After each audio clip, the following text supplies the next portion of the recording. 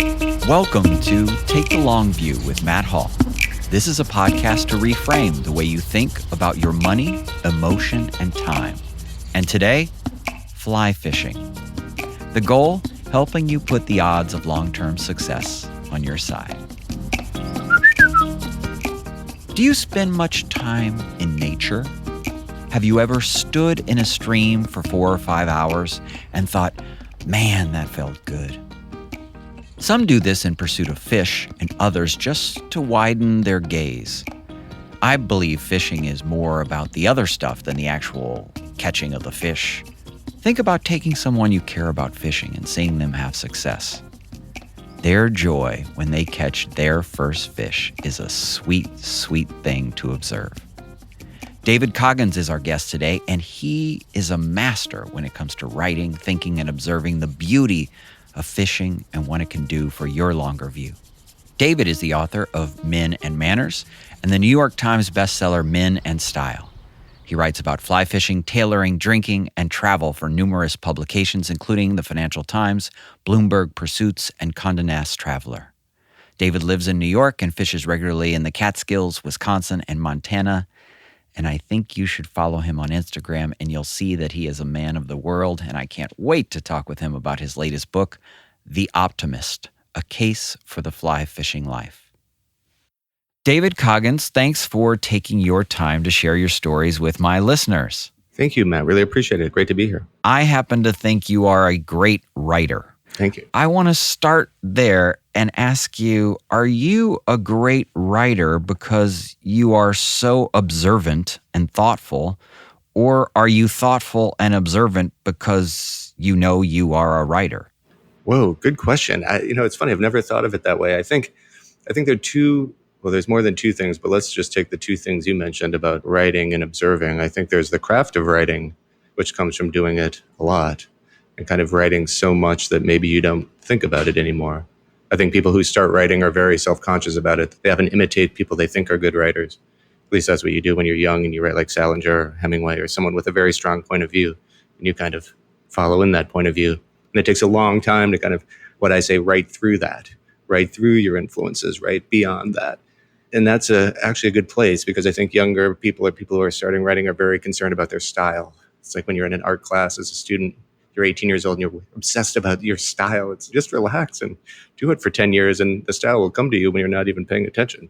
And then as far as observation goes, that's something that I think depends on anybody, whether they write or not. And you just want to look for things that tell you something, that reveal something about what it means to be human. And I think that's something that has just interested me for a long time. And hopefully that observation and the writing comes together and reveals something new. So, The Optimist, the case for the fly fishing life, it's about fishing, but it's about much more. And in part, it got me thinking, because I've received multiple text messages from people I've shared your book with who have already booked trips to, I think, mainly Patagonia. Nice. But are you hoping to inspire readers to take up the game, as you call it, or do you worry about the best spots getting too crowded? I think that's a very good question, and something I think about. I mean, at a certain point, if you write about things, whether it's a hotel or a tailor or a place to fish, you either keep it to yourself or you become if you're writing in a public way, you have to understand that that's going to happen, that your secrets are going to be given up to a certain extent. So I want people to fish. I think it's a great sport. I think it's a great thing to do. And I also think I want people to have some of the same feelings I have, or feel them their own way, a sense of discovery, a connection to the natural world. Things that I think, I don't want to say they make people better. It certainly makes me happier, and I think probably a better person in some way. And if I run into someone in Patagonia, there's enough room down there for all of us. I still keep a few secrets to myself. So you say the tagline of my firm and this podcast, Take the Long View, multiple times in the book. Yes. So we have to talk and we have to know each other, and in some way we have to become friends, because no one uses Take the Long View as perfectly as you do. And I want to use A lighter example, there are a couple I highlighted them all, but I want to highlight a lighter example as we start our conversation. This is a point of connection that I just love because when you say take the long view in your book, it's perfectly applied by my standards. And here's the example. You're fishing with your friend, Andrew. You're having good luck. Andrew's not so much. And you say, I can philosophize all I want and tell Andrew to take the long view. And make no mistake, I did. I'm sure I was an absolute bore. And then Andrew's luck quickly changes. My question to you is, what inspired you to start using that expression or saying that, and how does it for you connect to fishing? One thing that happens with age, right? You see larger patterns, at least I do as I get older. And I think there's an urgency we have when we're young and a certain energy for life that's totally understandable that we have when we're young and we want to do everything. Everything seems like it matters so much. And then when you get a little older, you pull back a little bit, you see that there are larger patterns and you'll have more chances. I think fishing is hard sometimes, especially if you don't get to do it a lot, if you're really busy and you put a lot of pressure on yourself and you've got 3 days to fish. And of course you want to catch fish. But if you're lucky, you say, sometimes it's outside of your control and you can't catch fish. And I think part of fishing a lot is coming to terms with failure, really. It doesn't have to be failure in that sense. Just coming to terms with the fact that you're not catching fish. You're still in a beautiful place. You're with someone you care about. If you're fishing with a friend, you can be in Patagonia or Maine. But when I say take the long view there, it's like, it's a good place to be. If I'm fishing, it's a good day.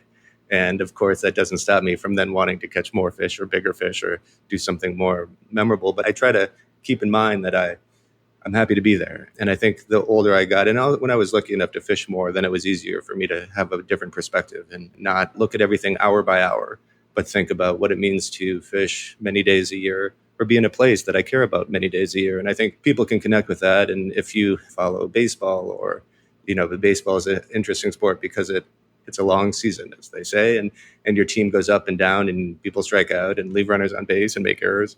And hopefully you end up in an all right place, but it's about all those things coming together. Yeah. It's such a good expression, at least in what I do for a living, in dealing with the uncertainty of now. Sure.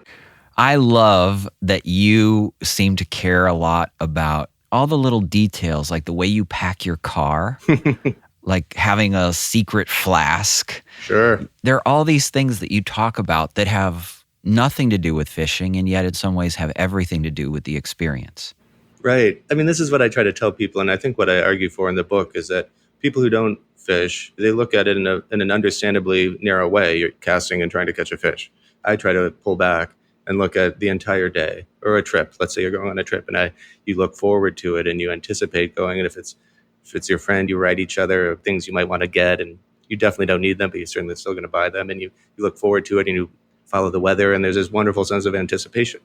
And then you wake up, if you're lucky, in Patagonia and it's a beautiful day and you're in Argentina or Chile, and all these things come together and you're with a guide there and they have their own traditions and habits and they're kind of dashing and they're going to grill you a steak for lunch. And we haven't even gotten to the fishing yet, right? And then if you're lucky, you're in a beautiful setting, and then there's the fishing and the kind of remembering and misremembering and the shared experience. And hopefully you go back the next year and you talk about the previous year and all these things happen. And so I think that's having a drink in a nice place. It's having a good meal. It's being with someone you care about. And all those things together, that's fishing to me. That's why I love it. And that's what I'm trying to make a case for in this book. And of course, the immediate pleasures of catching a fish are definitely real. And if you like that, which I do, you feel very connected to nature in that moment when you've got a fish on the line. That's not theoretical. That's not about writing a book. That's a physical experience.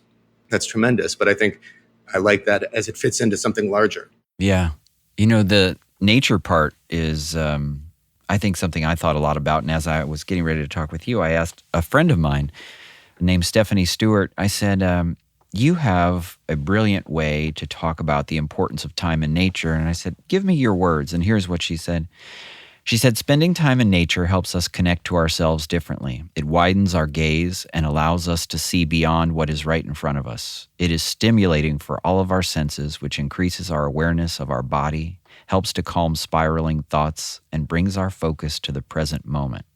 Spending time in nature helps us to recognize that we as individuals are part of a much greater whole, which allows us to transcend our problems and let go. And I thought, right on. Like Yeah, I I'll think say. yeah, I think I have only a few fly fishing experiences, but I couldn't have articulated it that way. But I think there is something so powerful just standing in a stream for hours. Yeah. It's hard to explain it, or from my perspective, it's been hard to sell that. You have to just do it or feel it. But you do such a great job in the book of helping people feel it without necessarily being there yet. Thank you. Well, I think when you're fishing, you're both highly focused on a task. So that involves concentration and self-containment and a keen awareness to what's going around you. That's the immediate part. But you're also, as you say, you're connected to nature in a larger way. I mean, for the most basic thing about fishing is that it's outside, right? You're away from your phone, hopefully. You're away from, in a way, your other life, your life of commitments and 9 to 5 and everything else that goes along, the social media scroll and everything that kind of fights for our attention. You're away from that. I think now more than when I was a boy, and it seemed like very logical to go out onto a lake where our cabin was and fish. That made a lot of sense. Now for me to fish, I'm making a decision in opposition of maybe even being productive the way we would normally describe it. So it's a conscious act to leave New York City, where I am, and go to the Catskills or go to Patagonia and try to get away from responsibilities and deadlines and things like that. But it's also a connection to the natural world where you feel inconsequential in a way that I find useful and important. And I don't mind that feeling. I really like it, in fact. And to know that you're fitting into larger patterns in the world, all sorts of things, whether it's the weather, whether it's what the fish are doing, whether it's insect hatches, a variety. The more you fish, the more you're aware of those things. And also the more you're aware of how little you have to control. Even the greatest anglers, which I certainly don't count myself among them, the ones I know have a very keen awareness of the lack of control that they have, which I admire very much. Okay, so one of my favorite quotes of yours early in the book, this is, I think, on page 3, you say, "Standing in a stream on a weekday afternoon in late spring, casting to trout, is a more conscious decision. I still do it for the sheer joy of being outside, of concentrating, of the doubts and rewards of being connected to a fish, of landing and releasing it. Fishing offers an internal reward, and that personal satisfaction is enough. This is the same reason why a good lunch, a proper 3-hour lunch, where wine is ordered by the bottle, not the glass, is so rare and rewarding. This escape is not exactly illicit, but it certainly takes you outside the course of events of the day." I always sound like when you read it, it's very convincing. That's how I heard it in my head. I thought, I need more of those rare and special lunches. And maybe I loved the idea that a weekday fishing experience, too, is different. You know a lot of productive, successful people, and I know a lot of them too. And I'm always interested to see how they conduct their lives and impressed by it, all the great things they do and accomplish. And I'm all for that. And I also like sometimes to take a little break from that. And I think people have a really hard time, especially Americans, in my experience, to taking time away from what they consider to be productive. And I think maybe over the last 2 years, with everything that's been going on, people had a reconnection to things they were passionate about, when that could be baking or reading Russian novels or fly fishing or sailing or doing something else, gardening. And I think one of the things I try to argue for in the book, and that I believe really strongly, is that it's important to have something, those types of passions in your life. And they don't happen by accident. You have to cultivate them. You have to create space to do them, and then hopefully you get better at them. And there's something very satisfying about making a souffle rise or making a good cast on a fly rod. And I think it's not going to happen by accident. You're not going to just have a passion and a hobby and a skill and get better at it. You've got to make time for it. And I think I like it when people do that. And I'm always impressed, even if it's something I wouldn't do myself. I like it when people become very interested in watercolors or whatever else it is in their lives. But they make the space for it. Exactly. They allow for it, and they tell themselves it's okay. Yeah. I usually find out the first time you do it, people, whatever it is, people are going to say, well, that's a little drastic. Once they know, the first time you tell them you're going fishing, they're like, what's going on here? The second time, you're like, okay, I guess that's just, by the third time, that's like, it's your thing and people are used to it, Mm-hmm. I have to say, one of my favorite parts of the book is early on when you're talking about Dave and Carter. Yeah. Your sort of fishing mentors. Yes. As you read that part of the book, I felt like, man, you are so fortunate to have had these guys in your life. And yet you didn't take to them when you were a young kid. You came to them sort of later. Can you talk a little bit about them? Yes, of course. I mean, you're very sensitive the way you just set it up. I'll be going to my family's cabin in Wisconsin next week, where I've spent summers my entire life. And on that lake in Wisconsin, and my friends of my grandparents, two men, Carter and Dave, who you mentioned, were two truly fantastic anglers. And they each kind of represented a different side of angling. One was passion, that would be Dave, and one was reason, which was Carter. And my grandfather, himself a law professor who believed if you wanted to do something well, go right to the experts, always said, knowing that I like to fish, I should go fish with Dave and Carter.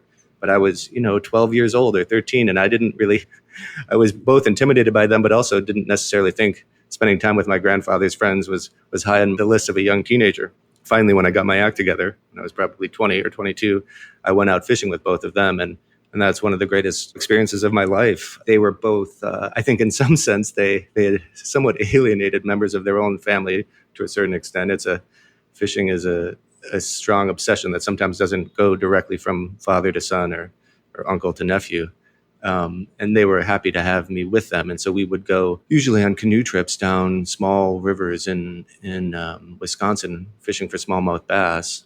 And they were truly extraordinary anglers who kind of taught me, not by telling me what to do, but just I could observe them and they would give me advice in a way that over time made more and more sense. It's really a privilege to do that. And also, of course, the foolishness of me not starting earlier. I should have been out there when I was 13. I would be much better, much sooner. But that's another part of human frailty, or at least my own frailty of not diving in sooner. But that I still consider it to be very lucky for me to have spent time with them. And that's kind of the heart of the book, the personal side of the book, how it begins. Yeah, well, I have to say that I found it touching, that entire section. And it was really, it sets up, the book, you visit different locations, but your experiences are always sort of informed, I think, by your teachers and your mentors. And I couldn't help but think about when you would interact with guides and I don't want to say this the wrong way, but sometimes it comes across as, do I want to impress the guide? I don't want to let the guide down. Is the guide looking at me knowing I don't know what I'm doing right now? There's a lot of self-talk in the book about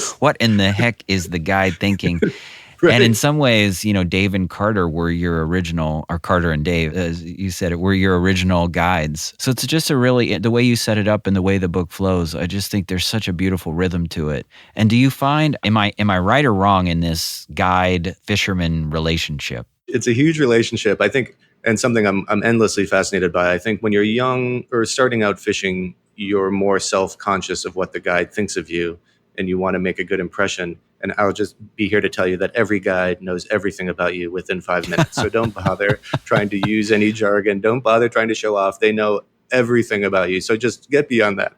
I think when you get older or when you fish more, I think it's important to be honest with the guide about the way you like to fish, how you enjoy it. And then guide is, the guide, and then the angler is the sport, right? So the angler-sport relationship is a little bit fraught because if you're struggling, often the angler blames the guide when it's the last person whose fault it is the guide, right? Everyone wants you to do the same thing. And this is this intense, especially if you've gone a long way, you're all the way in Patagonia or the Bahamas, and you're not catching fish, and you look around for someone to blame, and there's the guide right there. That's not the right person to blame, of course.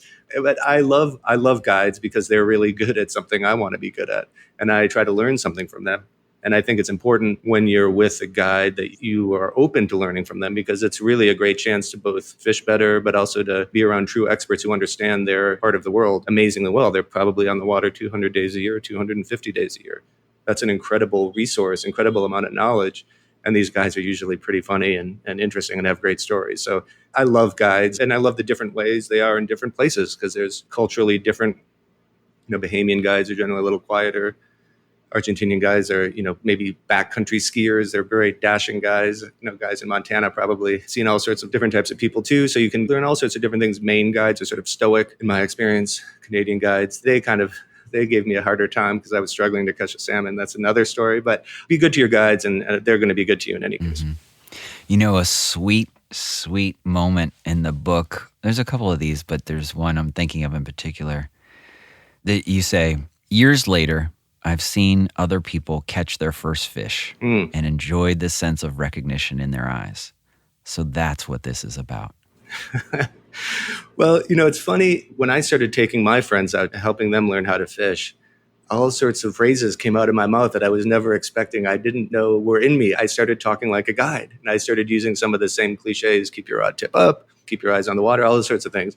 I don't know if it's what people who kind of coach their teenagers in baseball start imitating a manager, or what they think is a manager, and they just sort of transform themselves. But when I started taking people fishing, I didn't recognize myself. I was so invested in what they were doing and wanted them to catch a fish so badly. And when they finally did, I mean, I had never been so excited. It was way more exciting than when I caught a fish myself. And I was kind of shocked at it. And then you realize, of course, that's part of the knowledge that Carter and Dave handed to me, then you hope to hand down to someone else, or just in the simplest terms, share a moment with someone, when they're very happy. Yeah. Awesome. It's funny, though, it comes upon you in a way you're not ready for. It never occurred to me that I would get so much satisfaction. And talk about taking the long view, then you realize certain things, that benefits you had from the way Carter maybe looked at me when I was younger. Mm-hmm. I'd look at someone else that way. Yeah. Beautiful. You have a very good sense of humor, and connecting to this idea of parenting, I really love this section where you say, a trout wants to do things, and you can allow it to do some of those things and not others. I suspect this is how it feels to be the parent of a teenager. And I have the deep knowledge of somebody with no children. You allow the fish to seem in control without it really being in control. Your authority is hidden, but in fact, you're guiding it. When I fight a fish now, I know what it is trying to do, and I know what I'm trying to do. And that doesn't mean I don't lose fish, but it does mean I usually lose them on my own terms. I like that section. That section, I thought, especially the deep knowledge of somebody with no children. It is funny as you try to sort of control the uncontrollable, what happens. And I really love the way you depict, sort of gaining knowledge, and at the same time as you gain knowledge, realizing that there's just some stuff you can't manipulate. Thank you. It's so true, though, I'm sure you have that feeling when almost the more you read, the more you realize there is for you to read, that you'll never it doesn't get closer to the finish line. The finish line keeps moving further away. And I think anything that we love, whether it's art or the natural world, will always have a certain amount of mystery. And I think that's a good thing. I think too often we try to solve something, we try to unlock a key to something and move beyond it. But if you go back to your favorite novels, if you go back to The Great Gatsby, you may think you understood it when you read it when you were 20. It's going to have a different meaning when you're 40 and different when you're 60. And I think that's a sign of good art. And I think that's a sign of a good passion, and to be curious that way and to understand that certain things are unknowable. I think that's actually a strong position to be in. It doesn't mean you're not ambitious, or it doesn't mean you're not trying to learn and become a better angler or become more sensitive to art or the natural world. I think it's, the very small beginning of wisdom when you understand there are things you're not going to grasp, or that they're going to evolve over time. Mm-hmm. There's a distinction in the book between sort of, I'll use, this is my language, posers and the real ones. Sure. And there is sort of, it feels like a hierarchy of fly fishing purity, or I don't know, just an altruistic way to sort of go about fly fishing, and then you're sort of cheapening it as you go sort of down in using different techniques. How important is that to you, and how do you wrestle with where you land on this sort of continuum of purity?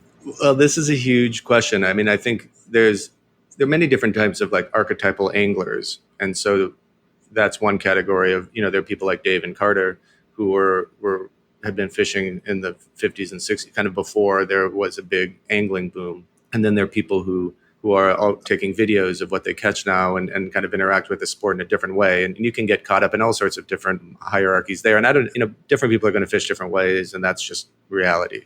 But as far as technical ways we do things, I think one thing that's always interested me is how patient are we, and how do we want to try to catch a fish? And if you fly fish, you're not doing it the easy way. So already you've made a certain distinction. It would be like driving a 1978 BMW. If you see someone driving that car, you know something about them. And it's that they're not trying to get from A to B as fast as possible. And I usually find that appealing, that they like this car, that they have some connection to it. And the fact that it doesn't go more than 60 miles an hour is part of the appeal, or that it spends half its time in the shop. that person could probably be a fly angler. And so the purest, technically the kind of traditional way to fish would be a dry fly, which means it's on the surface during a hatch, when that means there are kind of insects on the surface, and catching a fish that you see, casting to a fish that's rising to these flies and you imitating it and trying to fool it into taking your fly. And that's a difficult thing to do. I think many people would say that's the pinnacle of the sport, but there are other ways. Most of what fish and trout in particular eat is underwater, so you can kind of go down to get them, we'd say subsurface, on a kind of a nymph. And then if that's not working, then you could go and kind of yank something that looks sort of like a minnow, which is called the woolly bugger, which is very evil but effective. And I have friends who will only cast with dry flies because they consider that to be the true art and they want to challenge themselves that way. And I have other friends who they want action. They don't really care if it's poetic or not. They want to have a fish on the line, and so they'll put the woolly bugger on. Sometimes you feel kind of righteous and pure and want to try the dry fly, and after about half an hour of that, if that's not working, you want to be a little bit less righteous, and you might tie on a nymph, and then you might get a little less righteous after that, and sometimes by the end of the day, you're on a woolly bugger. But these distinctions in approach are always fascinate me because it kind of tells you something about yourself and how patient you can be, what mood you're in, who you're with. I mean, if you're with a beginner, you want to catch a fish, you don't particularly necessarily care how. But then as you fish a lot, maybe you want to challenge yourself more. And knowing that something's difficult when it finally works out is satisfying in its own in a very particular way. And you can test your skills that way. And that's another part of fishing when you do it for many years. Mm-hmm. Yeah, you asked the question in the book, do you prioritize artistry or results? And I think that's such a simple way, that's such a clean way to put the question to anyone. One thing that's interesting in The Optimist is you can't really tell what your favorite spot is. And remind me, how many places? So there are 8 chapters. 8 chapters, yeah. And so it starts in Wisconsin, where I started fishing, and then goes to Montana, which is kind of, the spiritual home. Then the Bahamas for bone fishing on the flats. Then Patagonia, the long pilgrimage. Then right here in New York and in Jamaica Bay for striped bass, and right next to JFK Airport, up to Canada, Maine, and then it ends in England. I can't believe I remember all that. Yeah, good job. Good job. Thanks. But do you have a favorite? Well, I don't want to get too philosophical on you, though. It's probably too late for that. But that again is different at different times in your life. I mean, I think where I fish the most is in the Catskills, so about 2.5 hours or 3 hours from where I live. And that you have a very special relationship to, I call your home water, because you're there a lot and you see a change from day to day and season to season. And so that is a very intimate relationship, and that is great. And you learn a lot from the differences from one day to another, and you're always learning more about it. I love the Catskills, and I love my favorite stream there. To my surprise, when I went to the Bahamas the first time, I was shocked that I had been to the Bahamas but never fished on the flats. And the flats are an incredible, I guess, seascape, you would say. You're looking in very shallow water, miles in every direction. It's just you and mangroves. They're the most horizontal, extraordinary elemental place, and the tide is changing slightly, so you see different reflection from the sun as the water goes up or down. I was really moved when I was there. I was affected in a way I did not expect. I felt really alone, and you couldn't hear anything except for the wind. I love that. For the last few years, I've really felt a great connection there. And so you're usually walking in this shallow water looking for a bonefish, just you and a guide who walks very quietly and helps you see these fish. And I was really felt, especially living in New York City, which is such a vertical place, to go to a place that's all horizon in every direction is just incredibly wonderful to me. And having said that, going to Patagonia is usually the highlight of my year. I love to go to Buenos Aires for a few days, a truly great city, and then to fly down to Patagonia is just extraordinary. I mean, I just feel happy to be alive when I'm there. And like I mentioned, they make these incredible lunch, and you're fishing until late at night, and just their approach to life is really wonderful in these incredible landscapes. And to be there is a really special experience. And you can't go wrong with any of these places. I feel a different connection to them at different times in my life too, because maybe you want to go further, maybe you want to do something more intimate and close to home. So people always ask me for a favorite, and I guess I am surprised though how much I do love the Bahamas. And I think for people who've only trout fished in America, I would consider going bone fishing in the Bahamas. I think it's a really great kind of next step to do. Plus rum and yes, Bob Marley. Exactly. I mean, a little rum and whatever, Bob Marley and some conch fritters, and I mean it speaks for itself. Okay, well, I want to highlight 2 spots where you say the long Yes. view that really meant a lot to me. One is earlier on and one is at the very end. But at one point you say, the water is the center of this universe and it dictates the rhythms of the day. Outfitting the drift boats, rigging up in good weather and bad, the days when the fish are everywhere and days when the fish will not turn on. Gas station coffee in the morning, then bad beer that tastes perfect after landing the first trout. The weeks turn into seasons, a wider perspective, and ultimately the long view. When it no longer is about one fish or one good day, it's the life. Oh, so sweet. How do you do that? How does that happen?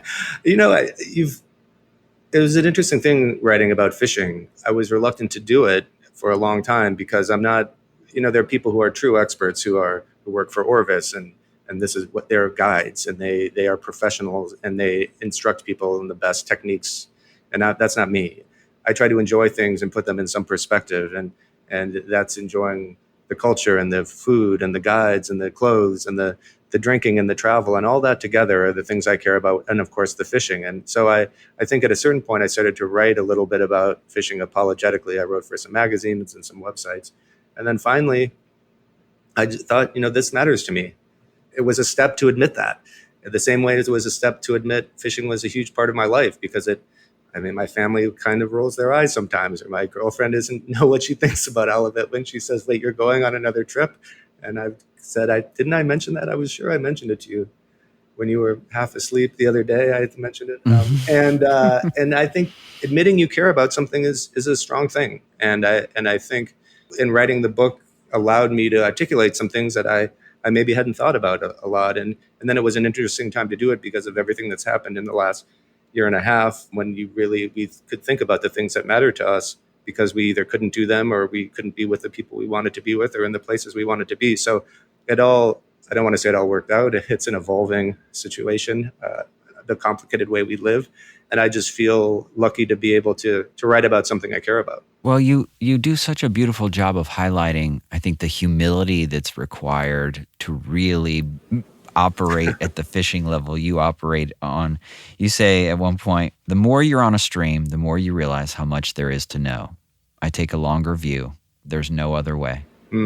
And, I think that's what's awesome about the way you use that phrase that connects to the way I use it is, in many ways, it's about humility and accepting and dealing with and embracing uncertainty.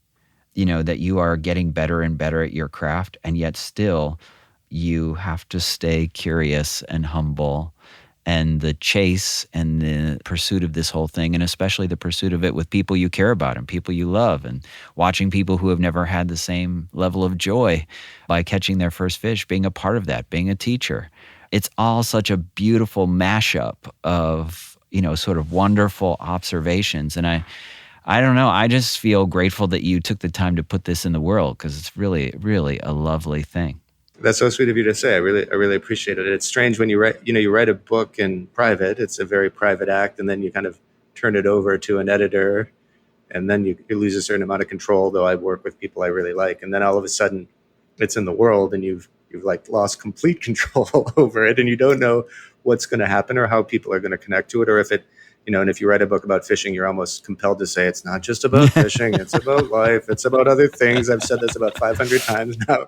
And, in some sense, it is just very much about fishing. But of course, it's about these other things. And I think one thing that's great about fishing is that it is a humbling, the way the book is set up.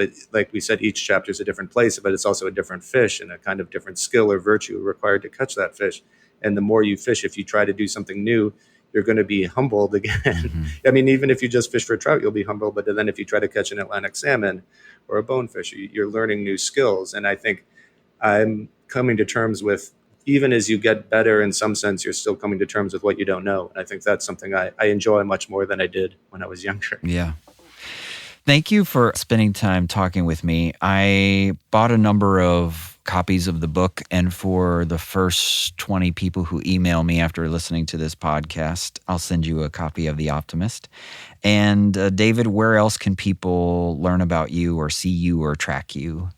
Well, I have a newsletter called The Contender, which has been a surprisingly exciting project. I've been doing it for about a year now. So you can come have a look at The Contender. You can either subscribe for free or lock you in for a little bit of money. I also host a podcast called Central Division. And that's one way to get my thoughts on travel and fishing and style. And I'm on the internet somewhere. You can find me on Instagram and the Twitter. And then I have a website called The Contender as well, where a lot of stories I write appear. Well, thank you. I really appreciate you taking time. It's been great to talk to you. I really enjoyed it.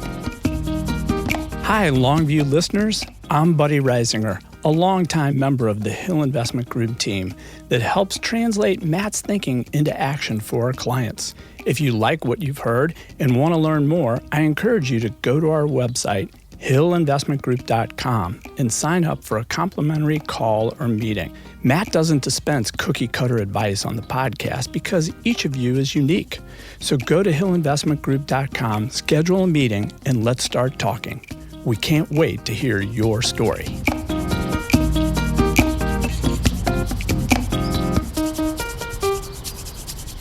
Do you carve out time to be in nature?